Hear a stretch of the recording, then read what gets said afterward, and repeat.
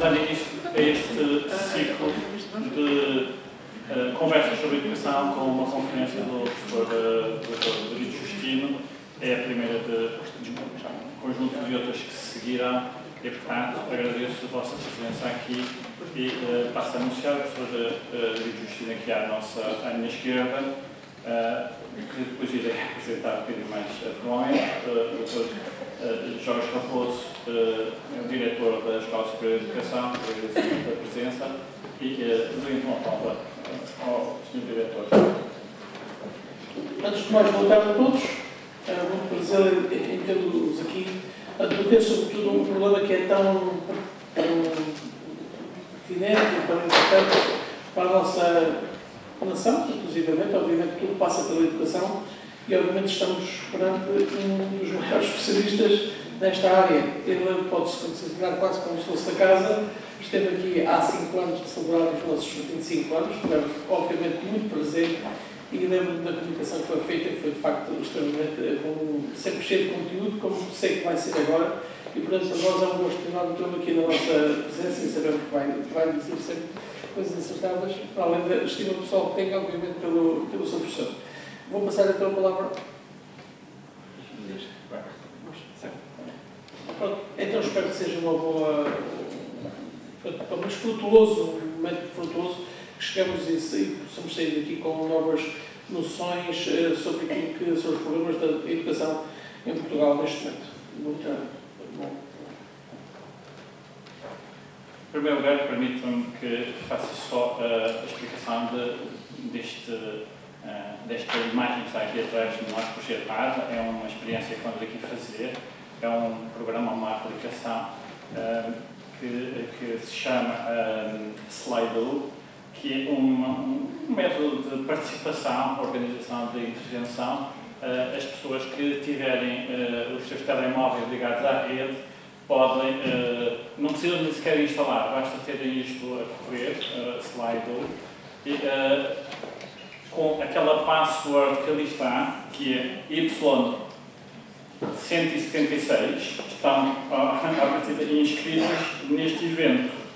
E, portanto, se quiserem, podem digitar as vossas questões que entenderem por bem ou identificam só meramente como anónimos, podem fazer para uma gestão que possamos ter aqui, que é mais um canal de comunicação, vamos fazer esta experiência neste evento para poder ter, digamos assim, mais facilidade, se calhar, em comunicação e para a própria organização de um debate que possamos seguir.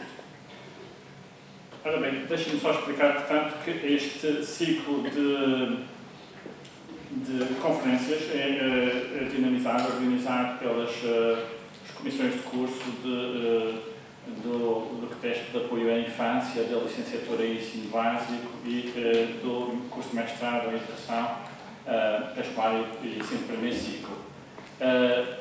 Nós pensámos dinamizar aqui qualquer coisa que mobilizasse, que pusesse um conjunto de questões em debate para que possamos todos enriquecer e, portanto, que possamos, de algum modo, ser daqui mais elucidados. Este é o primeiro, seguir-se-ão outros e que serão anunciados em seguida.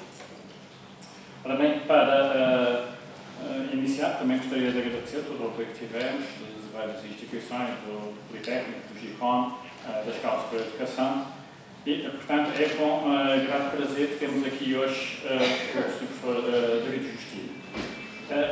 É licenciado em Economia, pós-graduado em História Económica e doutorado em Sociologia. É atualmente professor associado com agregação do Departamento de Sociologia da Faculdade de Ciências Sociais e Humanas e investigador do Centro Interdisciplinar de Ciências Sociais da Universidade Nova de Lisboa. Foi investigador na Universidade de Évora, consultor da Bolsa de Valores de Lisboa, da Fundação Luso-Americana e do Pagos Parque. Em 26 de janeiro de 2016 foi agraciado com a Gran Cruz da Ordem do Infante Dom Henrique. Tem muitas obras, entre as quais a formação do Espaço Económico Nacional, Portugal 1810-1913, em 2 volumes, pelo qual recebeu o Prémio Klaus Gulbenkian de Ciência e Tecnologia em 1987, também também a história da Bolsa de Lisboa, um texto particularmente importante, de não entender que é difícil invocá-los, que é um texto magnífico, programa quase, de política educativa, onde a grande questão é, de facto, o que queremos do sistema educativo. É a questão mais pertinente e, de algum modo, tudo isto aquilo que nos mobiliza para este encontro aqui.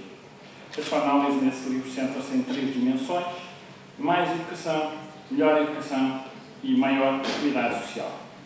E explica porque, no seu entender, o sistema educativo em Portugal necessitava, portanto, continua a necessitar, de uma reforma.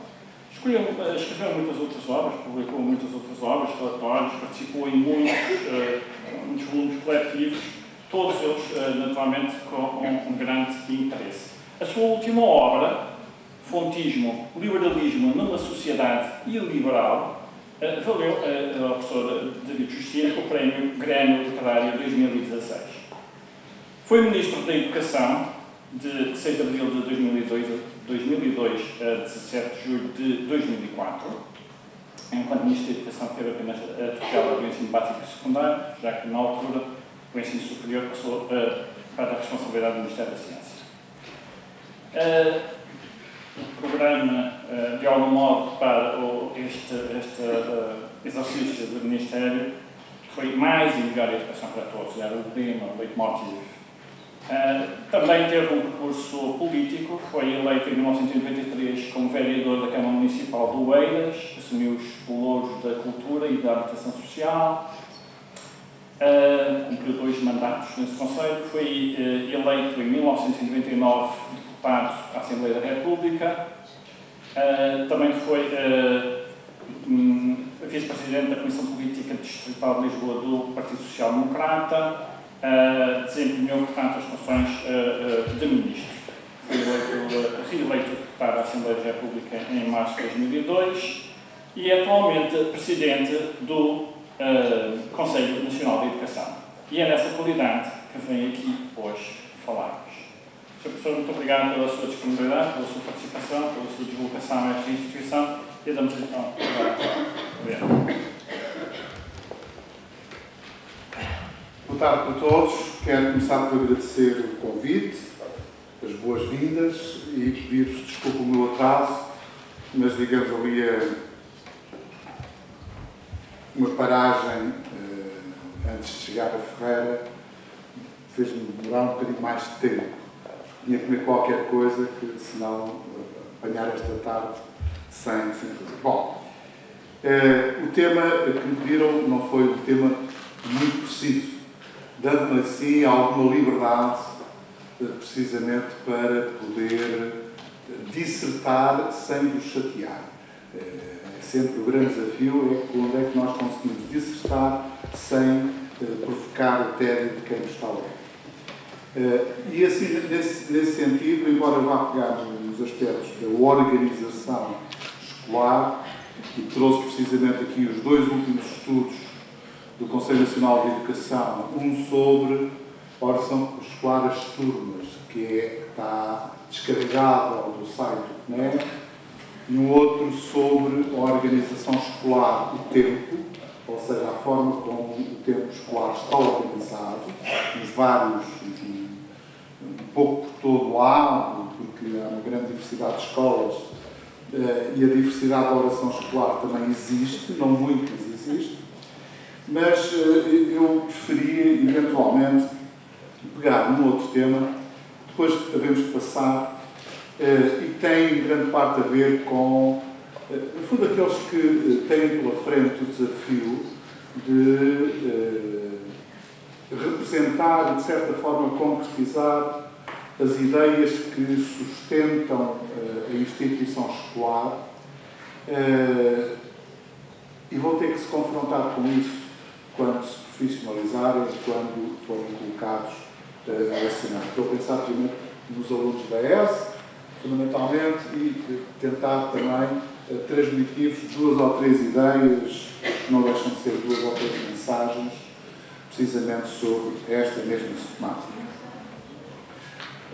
Uma das ideias que eu gosto de tomar como ponto de partida é que, de alguma forma, A escola é uma espécie de espelho idealizado da sociedade, principalmente nas representações que cada um de nós, como cidadãos que somos, faz precisamente do que é a escola e do que é que deve ser a escola. E eu, quando digo isto, tento responder precisamente ao facto de, sobre a escola, existir uma pressão enorme entre aquilo que é a sociedade que temos e aquilo que é a sociedade que queremos. E sobre a sociedade que temos, não é fácil reunir consenso. Sobre a sociedade, a escola que queremos e a sociedade que queremos, ainda pior. E é nessa perspectiva que a escola vive um pouco dentro desta tensão, precisamente porque coisas que nós aceitamos na sociedade não as aceitamos na escola. Em grande parte porque a escola funciona como uma espécie de espaço sacralizado, digamos, da nossa existência coletiva.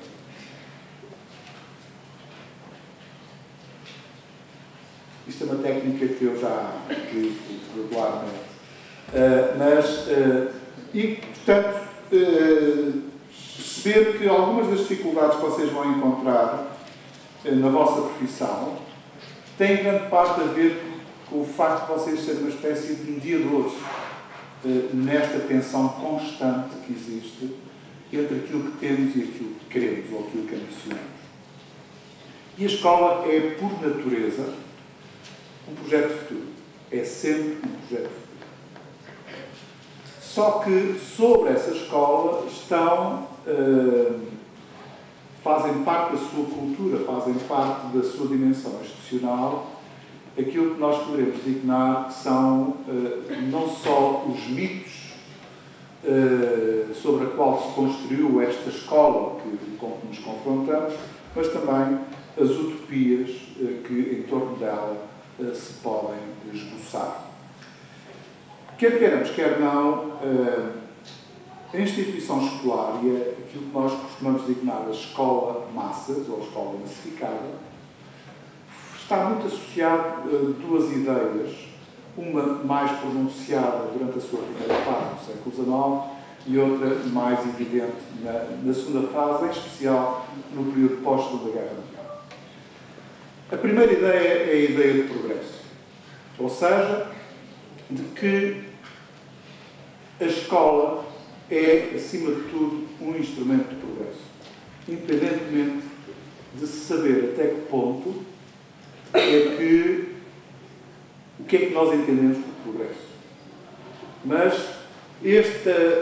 esta concepção, que tem uma dimensão ideológica relativamente forte, é herdeira, é um legado, precisamente das concepções iluministas do século XVIII e profundamente enraizadas e desenvolvidas depois durante o século XIX, e que tinha a ver precisamente com o facto que a escola é uma instituição da modernidade, não é uma instituição social, digamos, embora exista educação, existam escolas, mas a escola de massas como instituição é, acima de tudo, uma criação da modernidade.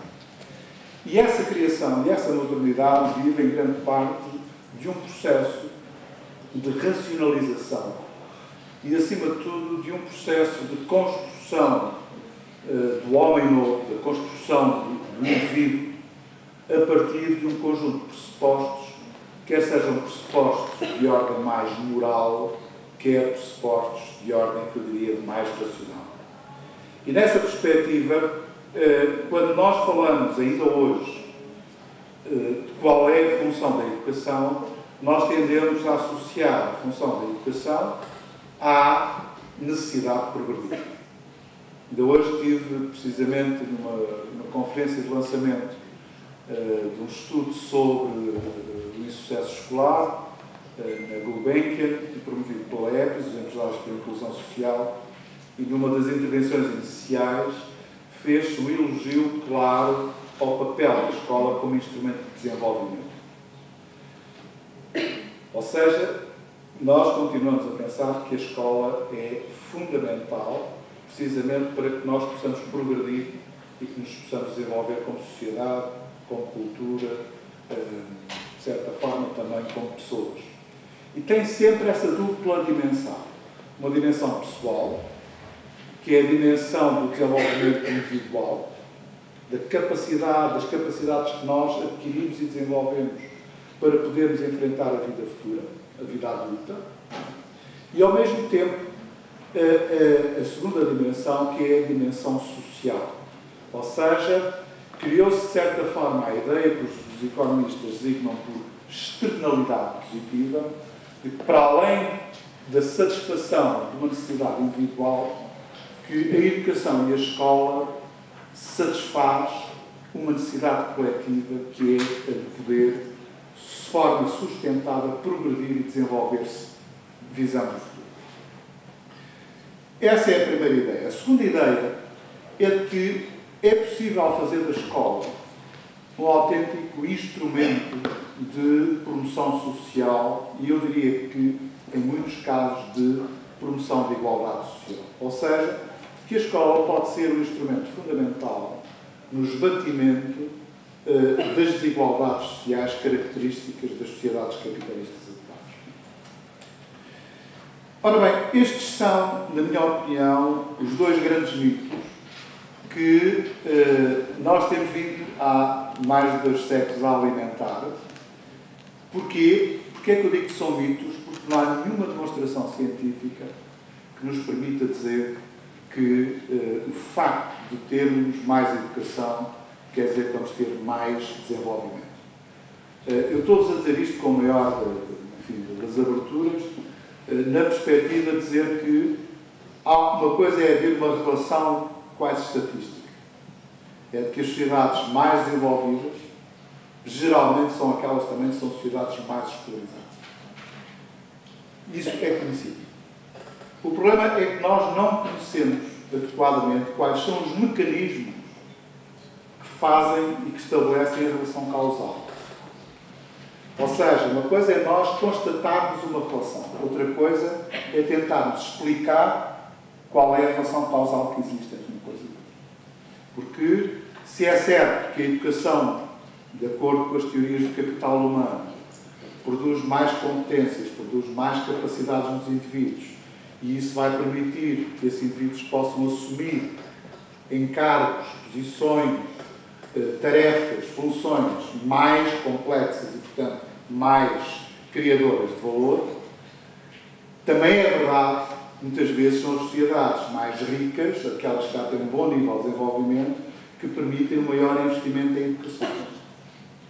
E, portanto, nós nunca sabemos onde é que está o ovo, ou seja, sabemos onde é que está o ovo e a galinha.